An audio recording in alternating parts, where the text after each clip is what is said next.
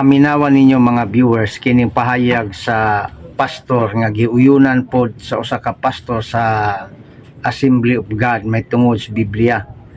Kung kini ba siya sakto ba niya nga pamahayag ato aning tagaan o reaksyon ato sang paminawon.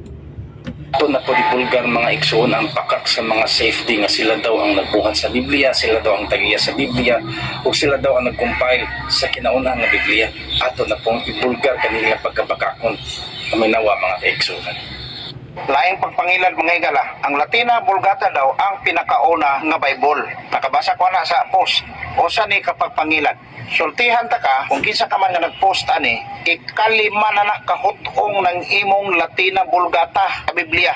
Unang hutong gitawag na sa una nga Hebrew manuscript. Bisi pa na before Christ. Sunod nga hutong gihubad na usab ang Hebrew manuscript ngadto sa Griego nga lingwahe nga gitawag kini mga igalaog Septuagint sa tuig 300 to 100 BC before Christ. Unya, mosunod ang ikatulo ka hutong gitawag na Early New Testament writings. During na ni siya sa 1st century nga ang 13 ni ini ka libro out of 27 books sa New Testament gisulat ni Pablo. Naana na sila. Ikaupat mga higala nga hutong kining gitawag nato nga Vitus Latina sa tuig 150 to 200 AD. Ikalima na ng inyuhang Latina Vulgata nga isulat ni Jerome ubos sa mando ni Papa Damasus I sa tuig 382 ngadto sa 405 AD. Ayaw mo pagingon nga ang Latina Vulgata mo ay pinakauna. Asa man mo nagkopya? Paghimo ni Jerome ang Latina Vulgata, unsa may iyang gibasihan? Di nagi naguna. Okay, atong tagaan o reaksyon mga kaigsunan.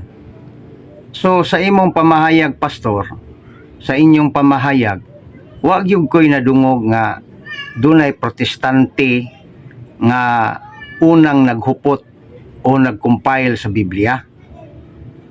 Gani sa imong gisulti, si Jerome nga usa ka Catholic Bible scholars ang imong gimensyon, wag yung protestante.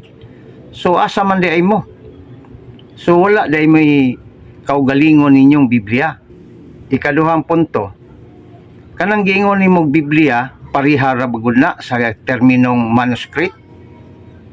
Sayop man na kumingon ka nga ang manuscript mao nang Biblia mo nang naguna. Diha ang dako kayong palpak ninyo.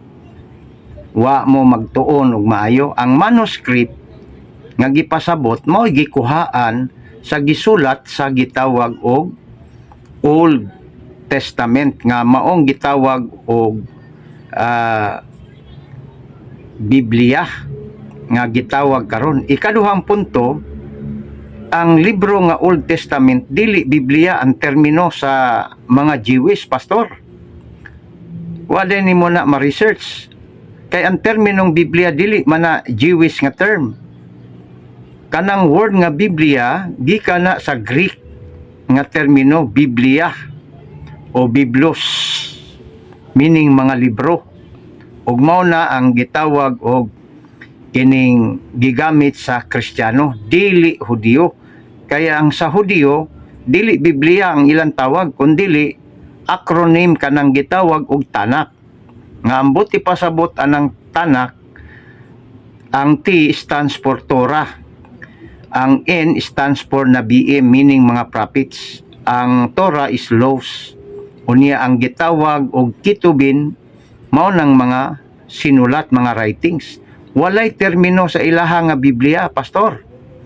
Busa palpak og di mao ning imong pamahayag about sa Biblia. Ikatulong punto, niingon ka nga kining ulahin na ang gitawag og Latina Vulgata.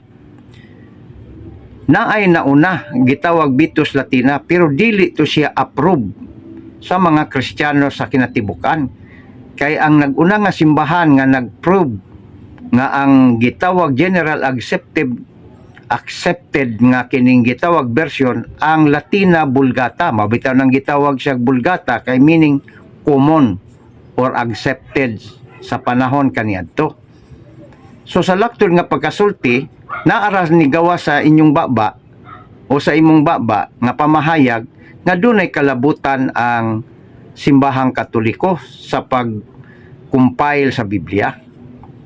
Mingon gitag compilation kana bang pagbuo sa panaghiusa sa Old and New mo nay compilation. Unya naabagoy protestante nga council nga naningkamot ana wala kundili ang Katoliko sumala sa kasaysayan. Busa sayop ng inyong pamahayag nga ang Katoliko walay kalabutan o dili siya maoy gitawag og owner sa Biblia. Mingon ganitag owner tungod kay naa siya gitawag nga pag-angko ni ana tungod kay ang unang simbahan nga Kristiyano dili protestante. Kay protestante 15th century raman unya ang Katoliko una pa man sa protestante kay gikan man lang ang protestante sa Katoliko. Busa mga kaigsunan di ta magpailad sa ingon ani nga pamahayag. Mo na atong komentaryo, dengan salamat o maayong adlaw kanatong tanan, paki-share.